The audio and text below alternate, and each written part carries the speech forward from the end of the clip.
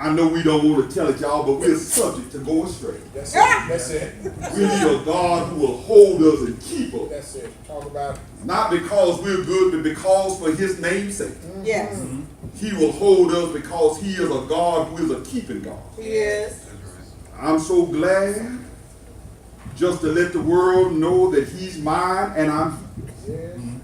My brothers and sisters, I want to make sure that you mark your calendar. We've got a busy week this week. Yes.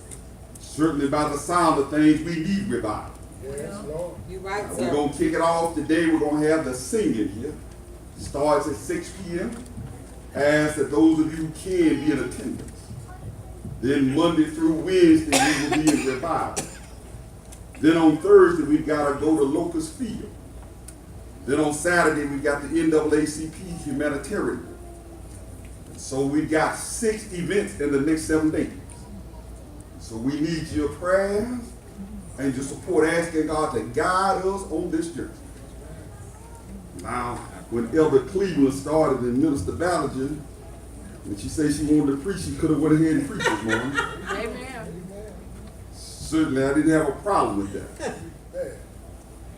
She's already read in your hearing 1 Samuel, the 17th chapter, verses 23 through 32. But I want to lift up the B portion of verse number 26. Right, sir. 26. I want to lift up the B portion for the sake of emphasis. This is David speaking. David says, "For who is this uncircumcised Philistine, Yes. that he should defy the armies of the living God?" Yes. This afternoon, I want to talk on the subject of how to master the Mayweathers in your life. How to master the Mayweathers. All right. Some of y'all may recall that there was a fight a few weeks ago where Floyd Mayweather fought McGregor. When I watched that fight, there were so many things that were symbolic and parallel to our Christian journey. Now, for those of you who don't know, Floyd Money Mayweather is a professional, Yeah. undefeated boxing champion. During his career, Mayweather has won 15 world titles. He's fought in 5 different weight classes. He has a record of 50-0. Mayweather symbolizes that formidable, that fierce, that undefeated foe. I've got to say that all of us brothers and sisters got some foes that we're battling against. All of us have got some sinister situations and some dreadful and dangerous and dismaying detriments that we find ourselves fighting against. Somebody right now is in a financial battle. Not enough money coming in to take care of what needs to go out. You find yourself being pulled from side to side. You're toiling, you're in fear, you don't know how to handle your problem. Somebody finds themselves in a medical battle. You've gone to doctor after doctor. You've seen the specialists. But it doesn't matter who you go see or how much money you pay out. They're unable to resolve your issue. Somebody's in a relational battle. Whether it be with our children or with our spouse. Y'all know how it is. Wake up one morning and everything seems to be going weak. Hey, honey, how you doing? There's smiles and kisses and honey butter. Somehow you leave to go to work and come back and everything's changed. Yeah. All of a sudden the script didn't fit. Yeah. The smile is turned upside down. And it seems like there's nothing but animosity. Somebody dealing with an emotional battle. Somebody dealing with a psychological, a mental, or even a physical battle. You got to understand that Mayweather is symbolic of that champion who is undefeated, though you fought many times before. Oh, brothers and sisters, we want to look at what happened with Mayweather and McGregor in order to see how David and how we should be able to master our Mayweathers in our life. Now, you Bible scholars may recall that in today's text, there is a battle that takes place. There is a battle between the Philistines and the children of Israel. Yes, sir. There's a battle between God's people and the enemy of our soul. Yes. The enemy of our soul mounts a formidable battle, and he's got an individual who is nearly 10 feet tall. The individual who has won every battle and from his youth. He has been trained in combat, hand-to-hand arsenal. We find in today's text that 3 of David's brothers have been enlisted into Saul's army to fight against the foes that they face. Oh, brothers and sisters, the Bible informs us that the children of Israel, they would set their armies in array. They would set themselves in battle formation, as well as the Philistines. God's army was on one hill, and the Philistines were on the other. Every morning there was a giant by the name of Goliath. Come on, sir. He would come out and he would challenge the children of God. He would come out and he'd say, send me a man to fight against me. He said, if this man will win, then we will be your servants. Yes. But if y'all win, then we will serve you. The Bible says that when the children of God looked at Goliath, when they saw his stature, his size, when they saw his ability, that they all were afraid and would run in their tents. Brothers and sisters, there are some things, I know we don't want to tell it, but there are some situations that can scare us, Yes, sir. that can shake us. Yes, sir. There are some situations that move us on the inside. Oh, brothers and sisters, while this was occurring every day, the Bible said for 1 month this occurred. My God. Brothers and sisters, I've got to inform you that one day, David, who was at home with his father wanted to know how his brethren were doing and how the fight was going. He called his youngest boy David. He gave David some cheese and some bread, and he told him to give that to the captain of the guard. Go check on his brethren, see how they were doing, and bring him word back what was occurred in the battle. David followed his father's instructions. He took the food when he had reached the campground, gave it over to the supply sergeant, went to his brethren, and he greeted his brethren. When he greeted his brethren, David happened to be there at the time when Goliath comes out on the mountain. Now I gotta tell you that some things are not coincidence. Some things are providence. Yes, sir. You see, God had David there at the right moment here. Sometimes God places you at the right spot at the right moment You right, sir. to help solve a problem. You right. Now you got to know that God don't put you there to start a problem, but God put you there as the solution to a problem. Sometimes we got to all ask ourselves, are we there as the remedy, or are we really there as the cause of the problem? Help us, Holy Ghost. Oh, brothers and sisters, David was there. David was greeting his brethren when Goliath came out. Goliath challenged the armies of Israel and said, send me a man. Send somebody out to fight me. Everybody was afraid and they ran. Oh, brothers and sisters, David asked, David said, what shall happen to the man that shall fight against him and shall deliver God's people from the Philistines? They began to rehearse to David. They said, first, David, you'll get to marry Saul's daughter.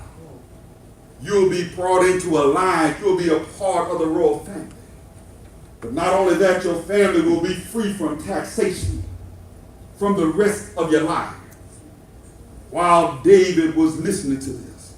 Now this is the point number one. When David heard that, first thing you got to do, if you're going to master the Mayweathers of your life, you got to learn how to take out the enemy in the early rounds. Come on. See, David, when he first heard it, David was ready to go to battle deep. Come on. Mm-hmm. The problem is sometimes that when we let sin grow and procrastinate. Come on, sir. You see, if you don't deal with some things early, Come on. You right about it. all of a sudden what seems manageable early can get all out of hand. For some of y'all old folk, Barney Fife used to say, nip it in the bud. You see, you got to be able to take them out early. When David heard that, David did not quake in fear. But David was there to exercise his faith. I got to tell you that somebody got to have a little faith in God. Yeah, the enemy sees more than you can handle, but you got to look to the man who's got all power in his hand. I got to tell you that there are going to be many battles that you and I can't fight on our own. There are going to be many situations and circumstances that are so insurmountable. That's in and of our own power. But I got to tell you that all things are possible through God who strengthens us. Yeah. Oh, brothers and sisters, when David heard that, David was ready to fight. He was ready to move against it. Now you got to understand the reason why David was ready to fight. David had already had a relationship with the Lord. Now that's the key. You got to already have a strong relationship with God before the battle comes. That's Right, right. You see, some folk try to get ready while the battle is proceeding. That's the wrong time. You got to already establish a strong relationship. You Bible scholars may recall that David was a man after God's own heart. Right. Even David, one day while he's out in the field, David watching over his father's flock. The Bible informs us that on two separate occasions, on one occasion, a lion came up to take one of the lambs. Now there are some of us who would rationalize and say, let him have a lamb. My life is not worth a lamb's life here. Let him have one and go on. But David understood his father had given him a responsibility to protect the flock. Oh, when the lion came, David went out. And the Bible says he plucked the lamb out of the lion's mouth. And when the lion turned on him, he grabbed the lion by the beard and he slew the lion, having a knife in his hand. David also had killed a bear. David recognized that he didn't do it of himself, but it was the Spirit of the Lord. When God's Spirit came on him, he had supernatural power. Yes, sir. I got to tell you, when God's Spirit come upon us, Yes, sir. we'll be able to do things that we couldn't do in the flesh, y'all. You right, sir. You see, when you find that somebody's life has been changed, it ain't because of all the words you sing, Come on. but it's because of the power of the Lord. The Holy Ghost. Hallelujah. Tugging and twisting on the incest and the interior of their soul. Yes, sir. Oh, brothers and sisters, David, when he heard that, he understood why the Lord had him there. But not only do you have to take out the enemy in the early rounds, but secondly, you got to make sure that you don't listen to the negative voices. Come on, That's sir. it. Because there's going to be a lot of negative voices. Yes. Listen first to the negative voices of his brothers. His brothers, when all of a sudden David inquires about what will occur to the man who defeats the lion. His brothers said, why have you come? We know that you're not. Now, imagine the scene in your mind. You got an enemy up on the hill who's a giant who's challenging Come on, the sir. army of God. Yes, sir. They won't go fight him, but they're ready to fight little brother. Yeah, yeah. The reason they're ready to fight little brother because little brother making them look bad. That's it. That's it. Little brother say, I'll do what y'all are afraid to do. Some folk get mad and they try to divert attention from themselves. Try to divert it to somebody else here. Yes, sir. Oh, brothers and sisters, David said, what have I done David said, I've done no harm. All I'm doing is just inquiring as to what will occur. But not only did he not listen to the negative words of his brothers, but he didn't even listen to the negative words of leadership. My God. My The God. Bible said that all of a sudden when the men heard what David said, when they had heard how he had slew the bear and the lion, these men went and rehearsed those words in the hearing of Saul. When they went to the hearing of Saul, Saul said, bring the man into it. No doubt Saul was expecting a warrior, but when Saul saw a young lady, when he saw a boy who had smooth skin, didn't he have no calluses on his head? He knew that Goliath was a warrior. Saul said, son, you're too young, you're too inexperienced. My God. My God. You can't go up against this man. No, he will take and kill you. He'll flip you like a milk rag doll. But notice David, he wasn't discouraged by his brother, neither was he discouraged by the leadership of Saul. Sometimes I believe, like this young lady saying, you got to encourage yourself Right. in the Lord. When you know what God has told you to do, when you know what God has put in your heart, Yes, sir. David didn't allow Saul and be able to say, well, I guess I won't do it. He said, no. David said, what you don't understand is that I've already got a relationship with God. Uh-huh. David began to tell Saul what he had told the other men. Now I got to tell you that God must have been in the words of David, because David's testimony convinced Saul what God was able to do.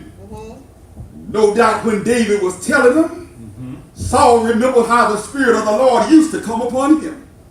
Saul remembered before he had seen how the power of the Lord would infuse him, and how he had won many battles for the Lord. I got to tell you that there's something about the testimony of God. Yes, sir. There's something about when somebody speaks with a power and the influence. All of a sudden you know that the Lord got his hand on it.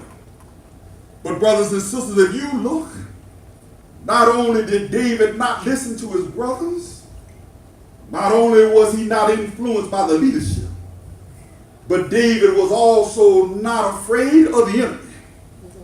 You see, even Goliath, when Goliath saw David, he said, who is?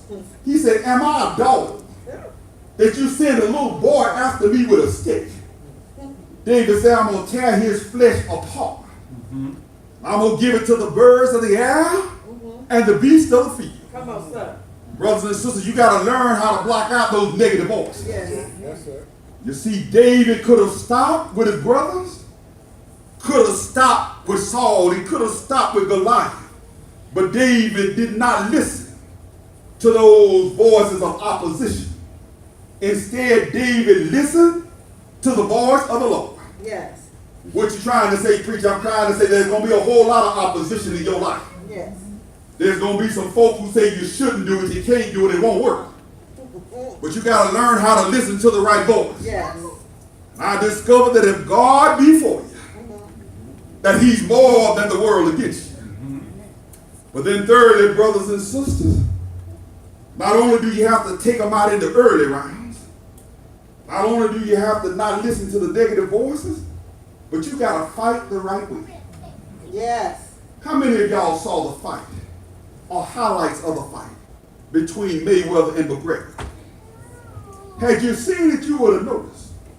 McGregor started out pretty good in the first round, but McGregor is a champion. He's a mixed martial arts champion. Many times instead of boxing like this, he was trying to hit Mayweather with the back of his hand. He grabbed Mayweather by the waist several times like they would do in mixed martial arts. All of a sudden, what he did, that he agreed to a disadvantage. He agreed to the wrong kind of fight. Right. You see, that's the problem sometimes, is that we don't fight the right way, y'all. As children of God, our fight is not with flesh and blood. Come on, sir. But we fight against powers and principalities, against the rulers of wickedness in high places. See, you can't fight this fight in the flesh. You got to fight this fight in the spirit. Yeah. Now notice they tried to encourage David to fight the wrong fight. Saul told David, he said, put on my armor. Try to fight this battle in the way that I would fight. All of a sudden, David put on the armor. But David said, I've not proved this, I've not tested this. I can't fight with your armor. Right.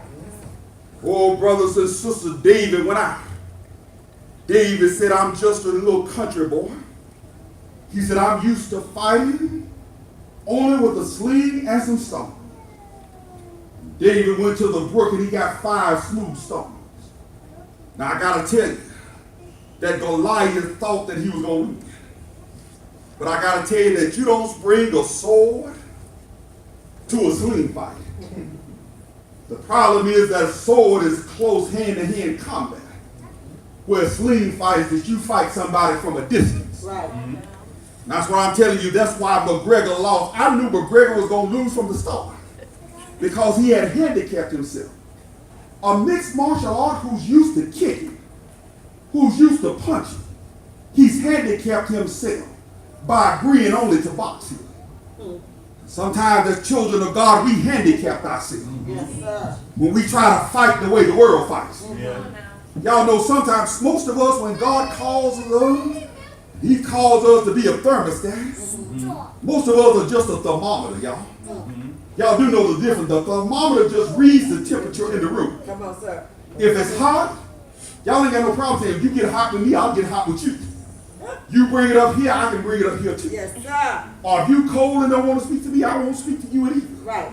But a thermostat is what sets the temperature. When folk are cold, you're able to warm them up a little bit.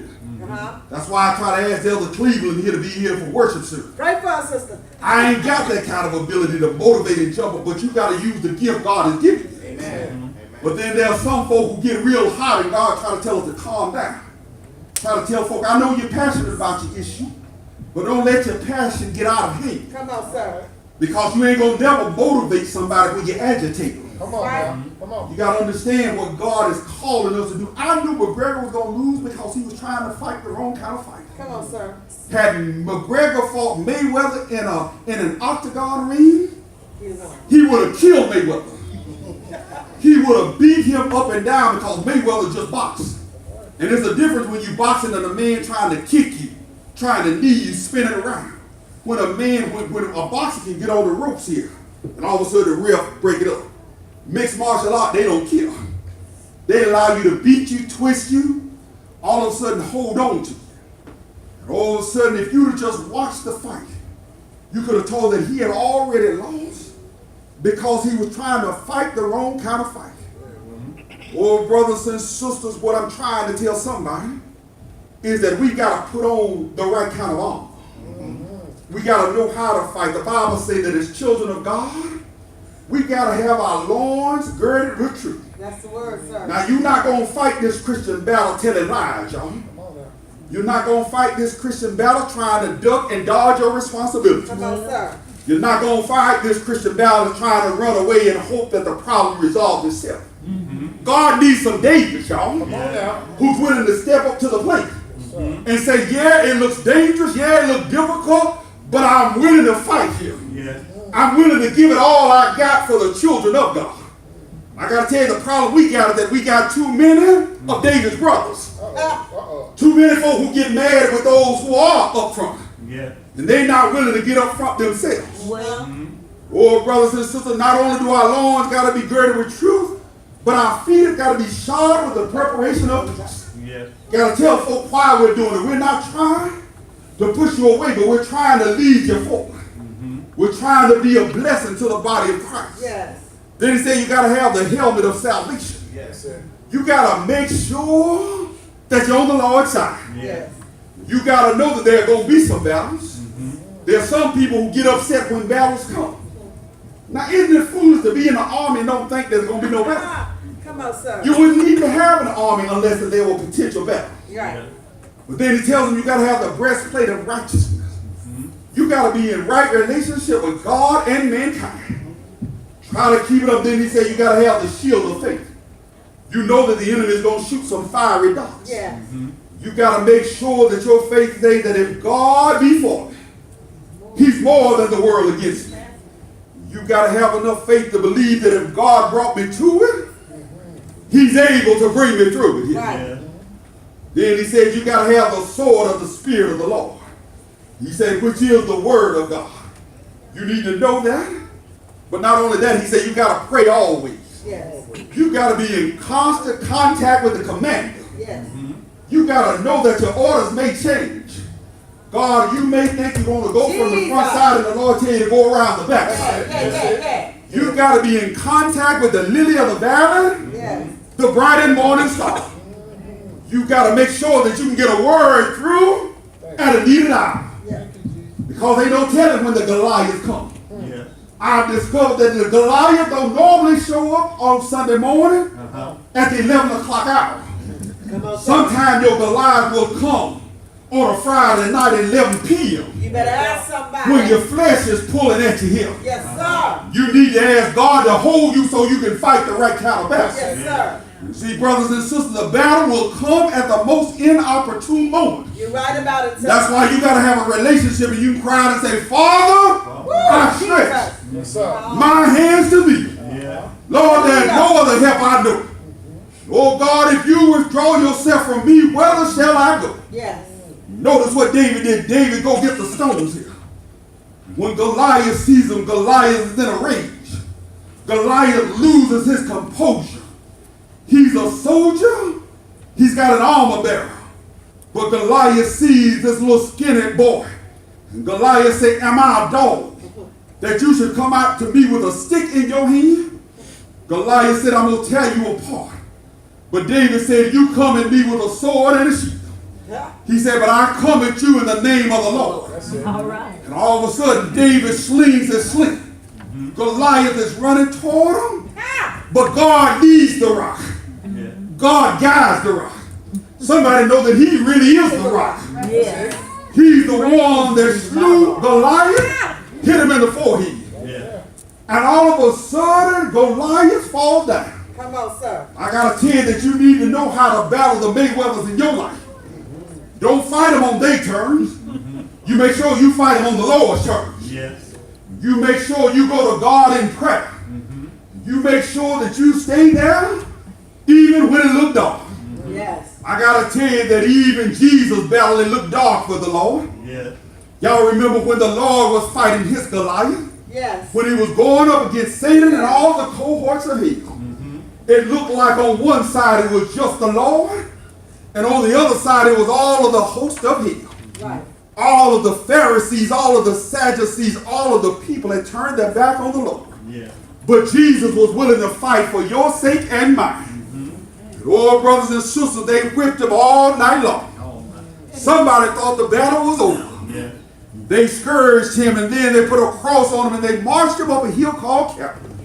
And on Calvary, they nailed nails in his hands, Yeah.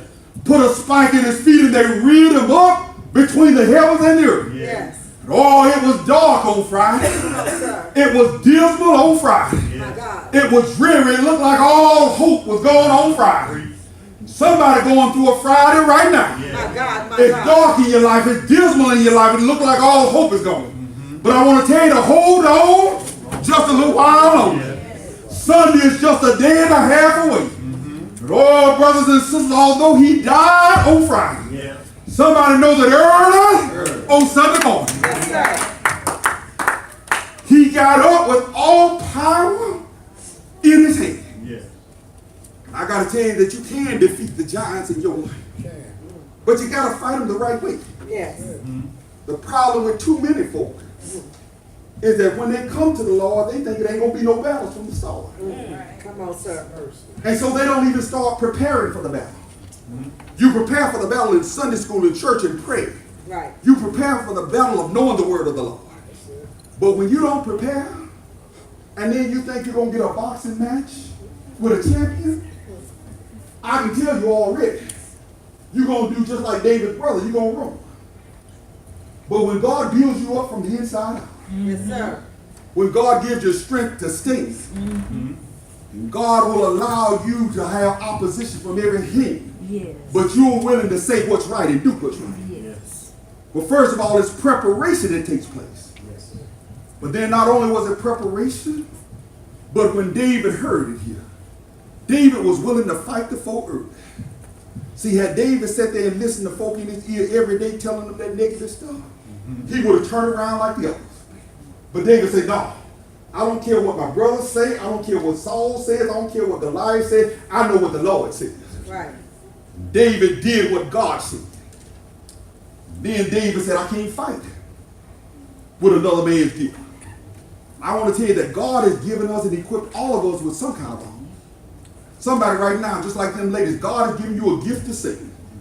And you ought to get up and sing for the glory of God. Yes. Don't matter who roll their eyes, you keep on singing. Right. Don't matter who laugh and snicker and talk, you just keep on singing. That's right. You see, some folk will try to keep you from utilizing your gift Yes. because your gift ain't like this. Right.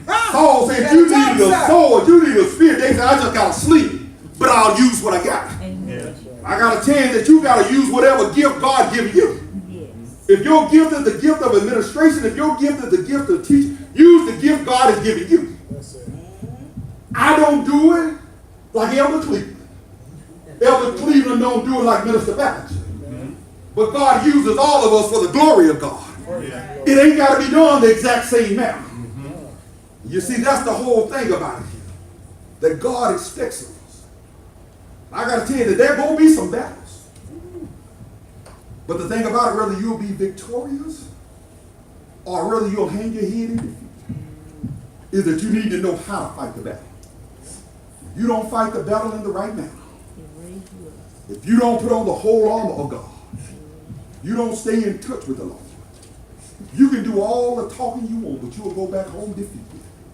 You'll go back home broken on the inside. David not only won a victory for himself, but he won a victory for all of the children of God. Right. And let me say this. Every time somebody comes to the Lord, that ain't no personal victory. We win a victory for the kingdom of the Lord. Right. Don't matter whether it's a mother who's been fasting and praying all night long. Jesus. She was part of the victory. Doesn't matter if it was somebody in the corner who was praying and singing. You see, all of us are in together in this battle. But if you don't prepare, you know the outcome. I knew McGregor was going to lose. Now, he fought 2 good rounds, first 2 rounds. He was doing pretty well. Except all of a sudden when the ref had to keep breaking it up. He grabbed Holyfield by the waist here. Mayweather by the waist here. He ready to pick him up and body slam him. They said, no, I know that's second nature to you, but we're in a boxing match. And that's the whole thing about it here. I know our old nature is our first nature. My old nature rises up as well. That's why you got to keep praying and keep utilizing your new godly nature. Because if you don't, folk run you the wrong way, keep on rubbing you the wrong way. That old